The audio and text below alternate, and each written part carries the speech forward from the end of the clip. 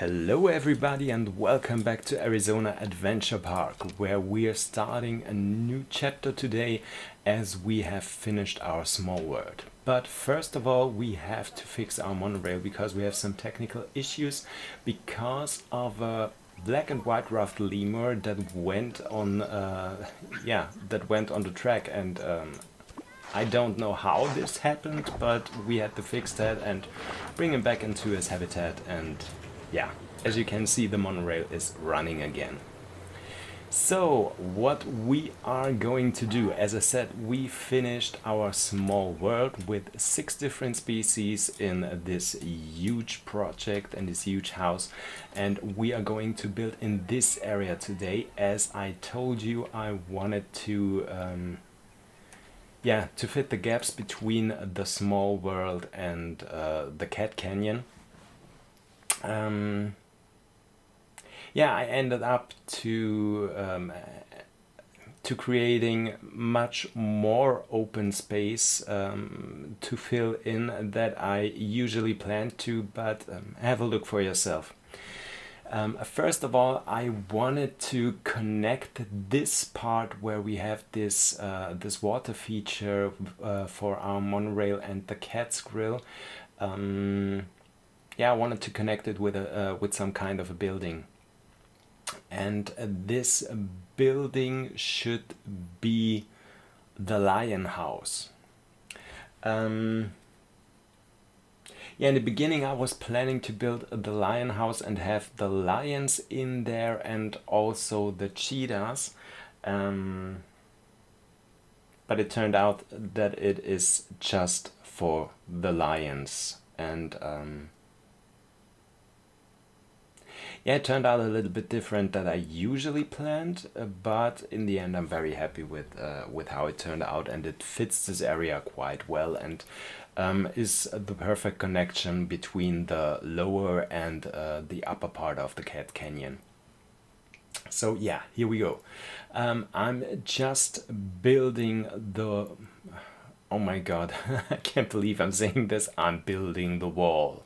I'm building the wall for the lion house here, and I was planning to use the rotation mode to have a circular shaped building once again, but not a bubble this time, just a regular circle.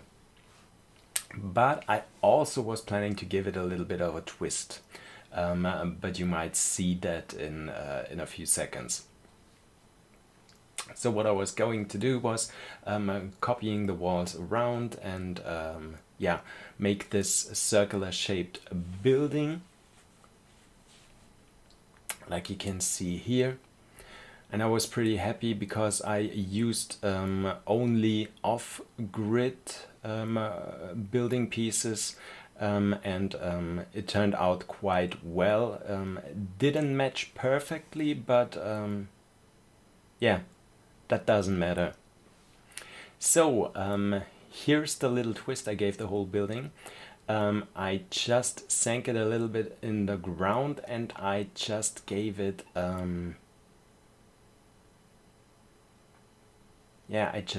this little twist by not having it put down straight to the ground, but just like this.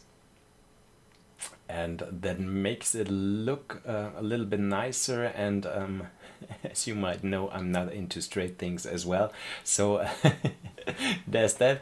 And I'm pretty happy how it looked, and you might have noticed that I don't have a roof on this. We're going into the roof in a second, because I wanted the roof to overlap the building, and when you have a roof that is overlapping the building and you use this circular shaped kind of build, you might have some problems. So what I was going for was building the roof separate and then put it back on top of the building, and that also worked pretty well. So once again, I was looking for some off-the-grid pieces, and I chose this this square glass pieces with the frame, and yeah, just put it on top of the building to see how big I have to go with it. And counting the tiles, because if I was going to put it down that way and then do the circular rotation, it won't match the building, because it would be in a very different angle, and it would look very different, and doesn't make sense. Like you could see here, I cut out the rest of it because yeah, it was such a mess.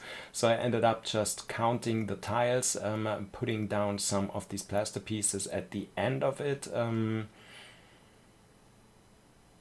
yeah, to give it a little more sense, and then I was going to work on it close to the building and finish it up.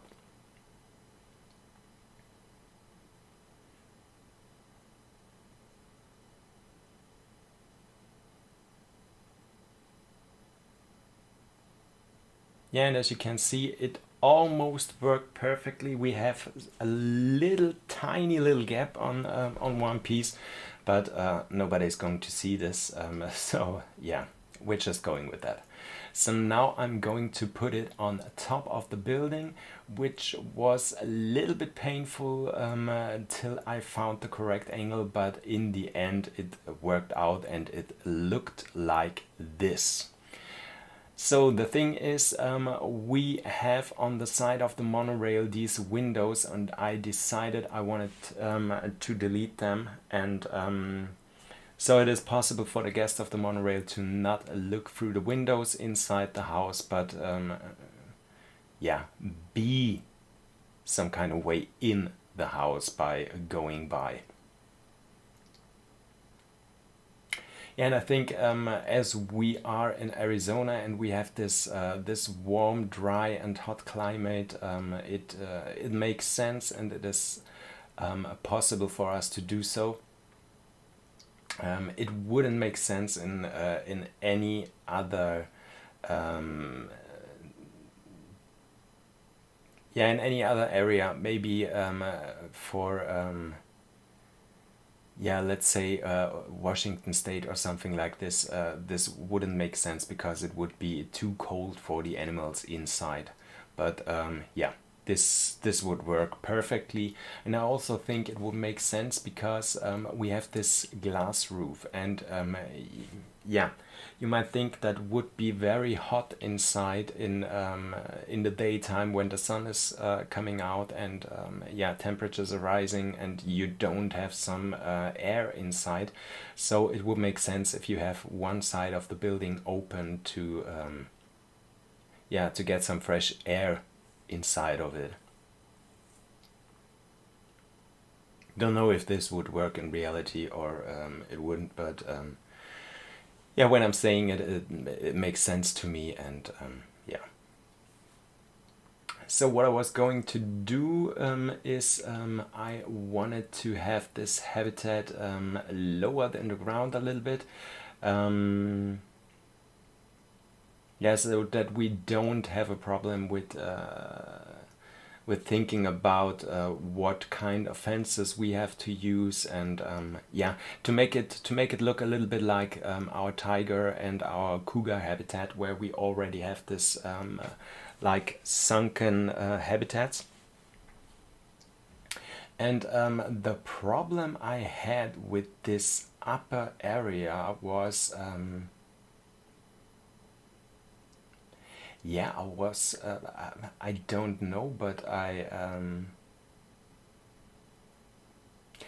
totally forgot about the size of the animals, because um, the indoor section, well, it is a bit small, but it is okay for the animals. But the outdoor section is so tiny. Um, yeah, so I was a little bit surprised in the end when I put down the lions, and I saw how tiny the space was that I gave them. Yeah, but we're coming to that when we put in the animals. And also it was not just the lions where I had this problem on the upper canyon, but we're coming to that in another video. Okay, so what I'm doing here is I'm laying down the groundwork for the visitor gallery, and we are going to have a glass fence in there. And I am using the in-game underwater glass fences because, yeah, I thought once again they would match in here perfectly, as I already used them for used it for the hippo habitat as well.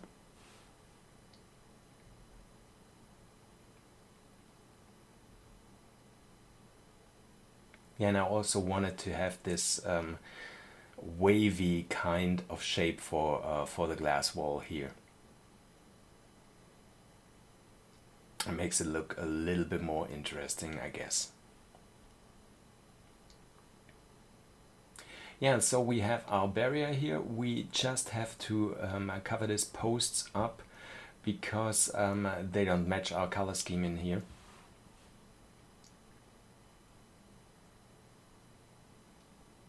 And then we are, yeah, we are almost ready for when it comes to the indoor barriers. Yeah, not the complete indoor area, but yeah, the barriers. I just wanted to give it a little bit of an optical twist, and on the opposite side of the habitat, I wanted to have once again some planters to give the whole building an interesting, yeah, an interesting touch and a little bit of color and a little bit of green, because with all these gray and white we are working in here, you definitely need some color. And the great thing about this is if you use this color scheme of plaster, concrete, glass, and white and black and gray tones, every green tone or every color works so much more lush when you put it in there. So that's what you see when I put in all these plants here, and that gives such a beautiful contrast, and they look so much more colorful and bright, and yeah, I just love that.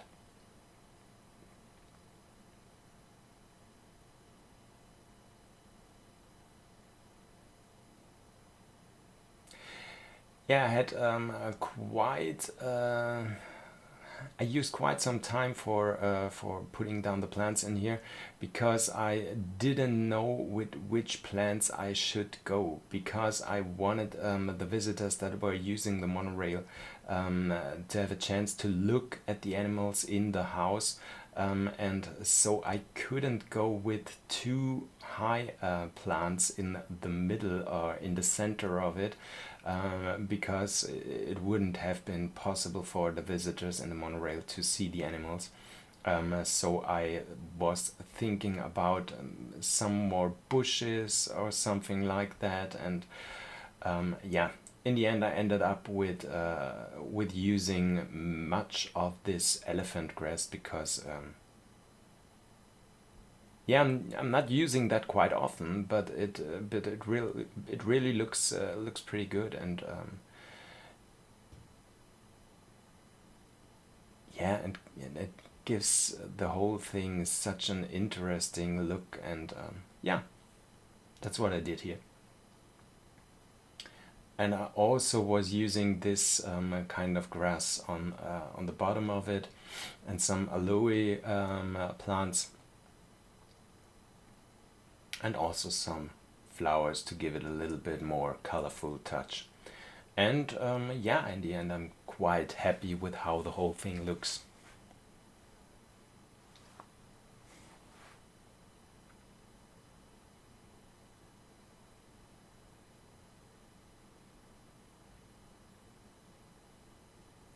Yeah, and here you see what I was going to do, or what I mentioned in the beginning.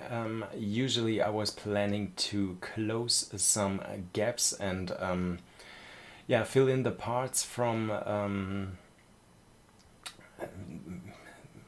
fill in the parts for the connection from the Cats Canyon to the small world. But in the end, I ended up creating more gaps and making the whole thing, yeah, a bigger area than it already was. So in the end, I have the problem that I didn't know what animals to put down there to fill in this huge gap, because in the beginning I was just having not enough space to put down the lion, the jaguar and the cheetah. And now with this being built here, I ended up having too much space. So I now have the space to have the lion in here, to have the jaguar in here, and also to have the cheetah in here. But when I put in all these different animals, I still have so much room left, yeah, that I don't know what to do. Someone of you mentioned in the comment section, I guess it was John. I'm sorry if it wasn't John, if it was someone else, but I guess it was John that mentioned I should put in the hyenas in this area, because yeah, hyenas are not cats, but are more related to the cats than actual to the canines. So I'm thinking about making a hyena habitat, and also make this a connection to the future safari zone, I guess. Yeah, I think that's the way we are going. Yeah, but what I am doing here right now is I'm building the visitors gallery for the outside habitat, and I also wanted to have this kind of staircase with the plaster pieces that also gives me such such a 80s kind of feeling. It looks some kind of modern with the plaster and the glass, and in the same time it looks very retro, I think. Yeah, as I said, it gives me such an 80s vibe in some kind of way. But let me know in the comments if it is just me who sees this, or if it is you as well. Yeah, and once again putting down some of these concrete pillars on the ground to make our visitor path look a little bit nicer. And I'm going to do a lot more of work on it in the next few episodes to make this whole thing just look better and a little bit more nice. And I'm doing a lot of this work off camera, because I think that's not that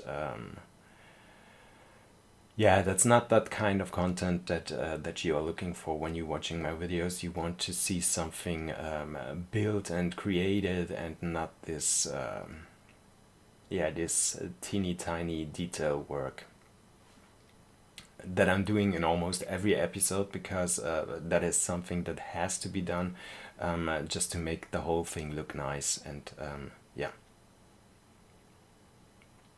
So I also put down the barriers already, and the keeper's gate, so our keeper can enter the habitat, and this time our keeper can also enter the outside or the outdoor habitat. Not putting too much water in there. I guess the lions won't like it, as lions usually, I have to say, usually don't swim. there might be some group of lions somewhere in Africa. I don't know where it was. No, definitely it was not in Namibia. Namibia is much too dry for that. But there's a group of lions somewhere in Africa that are known for swimming, which is very atypical for lions, because lions are one of the cats that hate the water usually. They're not like tigers or jaguars that like and love to swim. Um, yeah, they are just. If I don't need to go in the water, I definitely won't go in there. Yeah. But as I said, there's a group of lions in Africa that is known for swimming.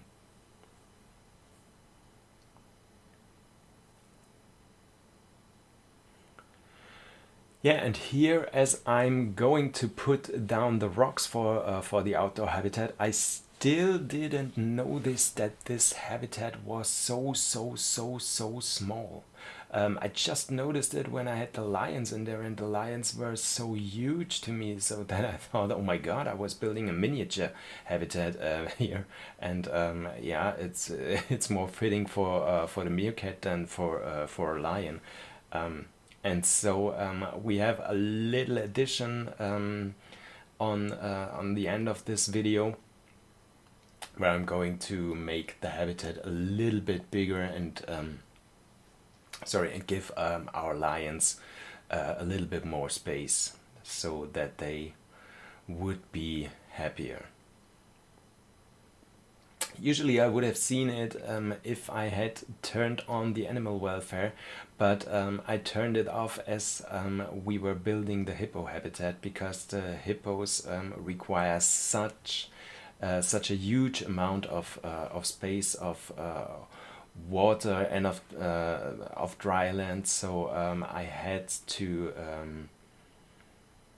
yeah, I had to turn off the animal welfare, so I didn't see how much space the lions might need.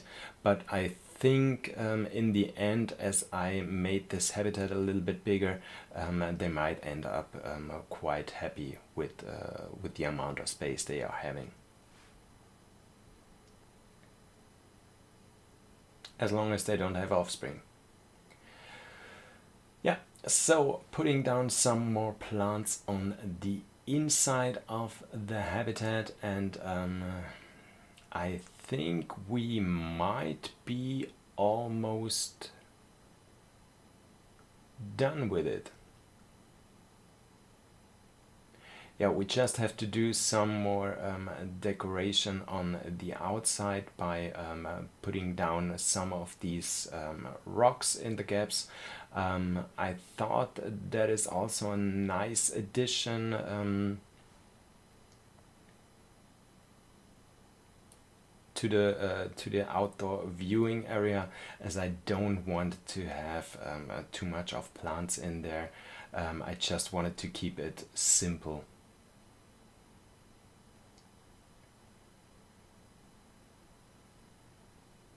Yeah, and I also wanted to give the entrance to the lion house a little bit of a classical touch. So I put down lots of these yeah, not concrete pieces, but these classical stone pieces here.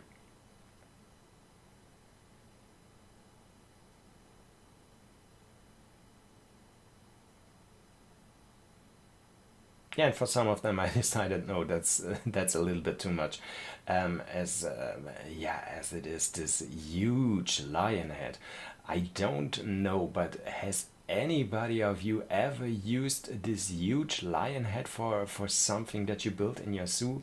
I just can't imagine where to put that one down, because it's oh my God, it is crazy huge. It is taller than some of my staff buildings.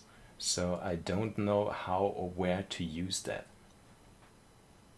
And also it is the only sculpture that is that huge. Yeah, in the beginning, as I built this habitat, I had the problem that the lions couldn't walk out of it, but in the end, yeah, they were able to do so. So, if you look now at the lions and the size of the habitat, you might notice that this habitat is a little bit small. But if you compare it to many habitats in actual zoos where lions are living, it might be in a pretty decent size. Yeah, which doesn't mean that I'm okay with animals or lions in particular to be in too tiny habitats. That's something I don't like to see. Even if some people say that lions don't need that much space, because, yeah, big cats in particular don't need much space because they are not moving a lot. But yeah, I also am a cat holder, and I know my cat sleeps about I might say 16 hours a day. Maybe it's not that much, but yeah, he sleeps a lot.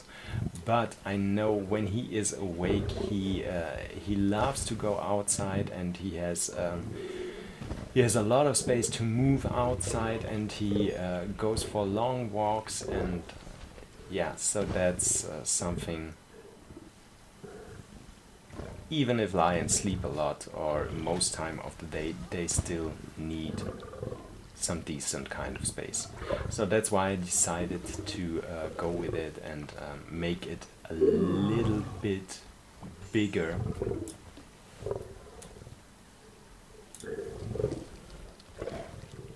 And give them a little bit more space, as I am doing right here.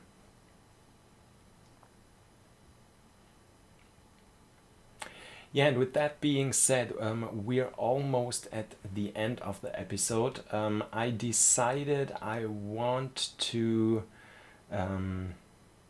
yeah, to slow down a little bit with the episodes, because I am thinking about putting more work in those habitats and making them look more unique and not just plain and simple habitats, which takes a little more time, and I don't want to stress myself or put down a lot of pressure to create something in a small amount of time.